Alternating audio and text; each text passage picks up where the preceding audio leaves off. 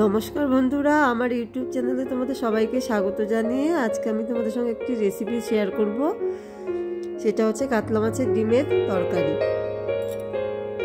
তো চলো দেখে নেওয়া যাক আমি কিভাবে তরকারিটা তৈরি করছি।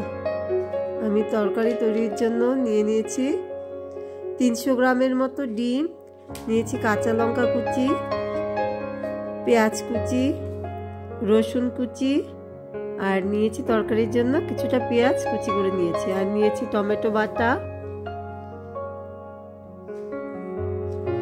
লঙ্কা বাটা, রসুন বাটা, পোস্ত বাটা, সর্ষে বাটা, আর নিয়েছি কর্নফ্লাওয়ার, আর নিয়ে নিয়েছি স্বাদ মতো লবণ আর হলুদ গুঁড়ো। তো ডিমটার মধ্যে আমি লঙ্কা কুচি এবং পেঁয়াজ কুচি দিয়ে দেব, আর দিব স্বাদ অনুসারে নুন, হলুদ গুঁড়ো, আর 3-4 চামচ কর্নফ্লাওয়ার আমি এটার মধ্যে দিয়ে দেব। এটাকে আমি এখন ভালো করে চটকে মেখে নেব। আর তোমাদের বলা হয়নি, আগের থেকে আমি একটা আলু সেদ্ধ করে রেখেছিলাম, সেই আলুটাও এটার সঙ্গে আমি অ্যাড করে নেব। এটা মোটামুটি আমার মাখা হয়ে গেছে। কড়াই আমি গরম বসিয়ে দিয়েছি, কড়াইটা মোটামুটি গরম হয়ে গেছে, তেল দিয়ে দিব এবার। আর রান্নাটা করব আমি পুরোটাই সরষের তেলে রান্না করব।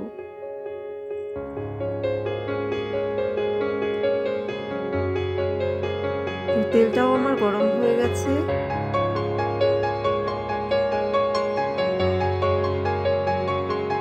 এবারে আমি বড়াগুলোকে ভেজে নেব।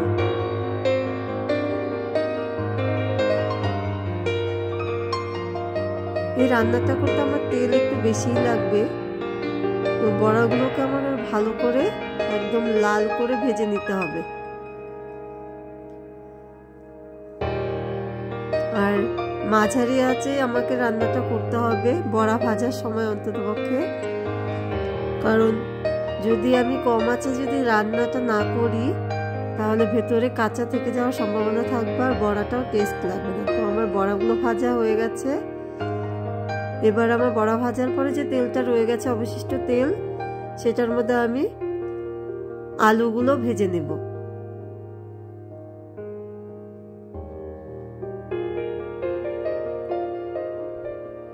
তো আমি আলুগুলো ডুমো ডুমো শেপে কেটে নিয়েছি, তোমরা চাইলে অন্য শেপেও কেটে নিতে পারো।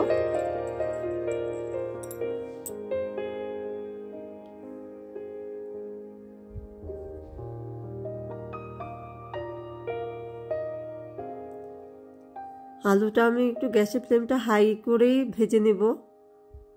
আর একটু সামান্য একটু নুন আর একটুখানি হলুদ গুঁড়ো আমি দিয়ে দেব।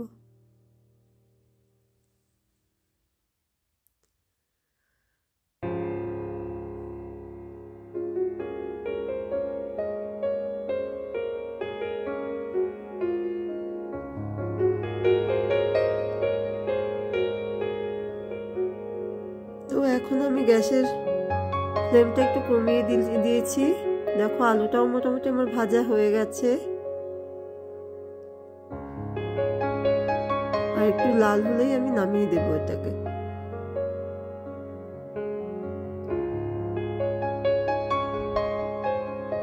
তো আমার হয়ে গেছে আলুগুলো ভাজা। এবার এটাকে আমি নামিয়ে নেব।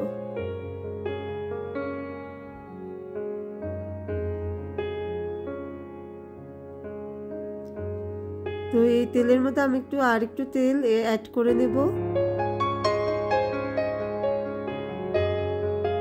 এবারে আমি একটু কালো জিরা ফোড়ন দিয়ে দেবো এটাকে।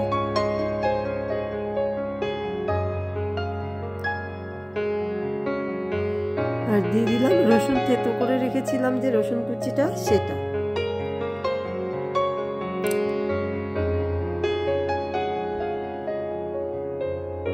এখন আমি পেঁয়াজ কুচিটাও দিয়ে দেব। পেঁয়াজ কুচি এবং রসুন কুচি দুটোই ভালো করে লাল করে ভেজে নেব।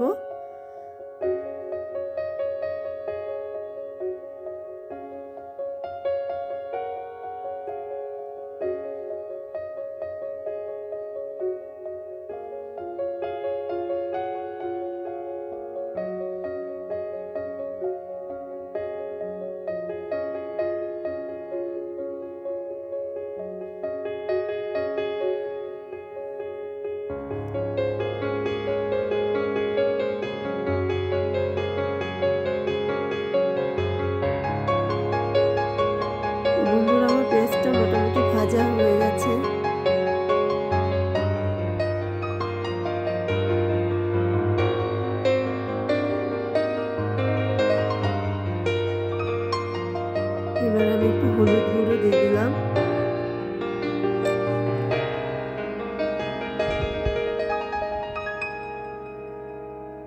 আর দিয়ে দিব 1 চামচ মতো লঙ্কা গুঁড়ো। এটা কালারের জন্য, দেখতে ভালো লাগে, তোমরা চাইলে নাও দিতে পারো। এবারে আমি লঙ্কা বাটা দিয়ে দিচ্ছি,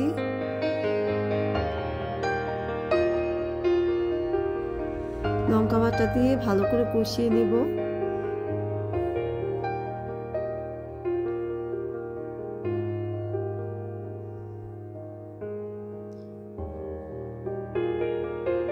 দিয়ে দিচ্ছি টমেটো বাটা। এখন টমেটো বাটা দিয়ে ভালো করে কষিয়ে নেব। টমেটোর কাঁচা গন্ধে খেতে ভালো লাগে না মোটেই, তোমরা সবাই জানো। তো এইভাবে এই রান্নাটা যদি এইভাবে করা যায় খেতে ভীষণ ভালো লাগে, বাচ্চা থেকে বড় সবাই খুব পছন্দ করে। তো তোমরা চাইলে আমার রেসিপিটা যদি ভালো লাগে একটু লাইক এবং সাবস্ক্রাইব করে দিও, আর নতুন বন্ধু হয়ে থাকলে আমার বেল আইকনটি একটু টিপে রেখে দিও, তাহলে আমার যে কোনো রান্নার রেসিপি হোক এবং যে কোনো ফানি ভিডিওই হোক তোমাদের কাছে সবার আগে নোটিফিকেশনের মাধ্যমে চলে যাবে।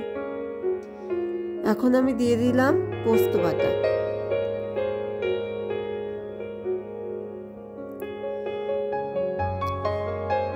মশলাটা মোটামুটি আমার কষেই গেছে।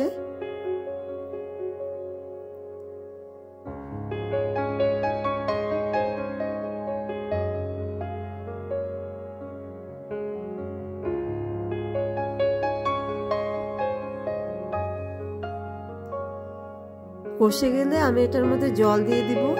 জল দিয়ে বড়াগুলো দিয়ে আমি ফুটিয়ে নামানোর আগে আগে রসুন এবং যে আমার সর্ষে বাটাটা ছিল সেটা দিয়ে আমি ভালো করে ফুটিয়ে নামিয়ে নেব। তো ভিডিওটা অনেক বড় হয়ে যাবে জন্য আমি তোমাদের সঙ্গে সেই জায়গাটাকেও শেয়ার করতে পারিনি, অনেকটা বড় হয়ে গেছিল ভিডিওটা।